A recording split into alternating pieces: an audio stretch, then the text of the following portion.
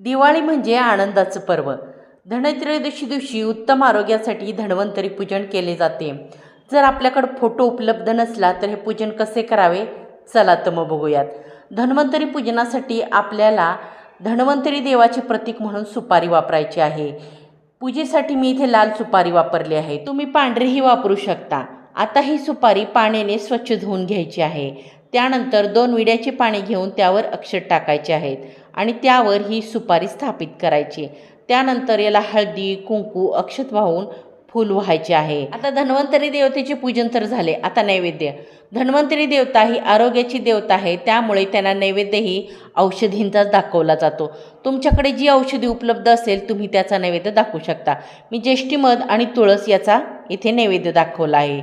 नैवेद्य म्हणून आपण इथे सुंठ किंवा इतर कुठलीही औषधी जी तुमच्याकडे उपलब्ध आहे ती तुम्ही दाखवू शकता. चला तर मग अशा प्रकारे यथासांग धन्वंतरी पूजन करूयात आणि त्यांच्याकडे घरादारासाठी आरोग्य आणि आयुष्य मागूयात.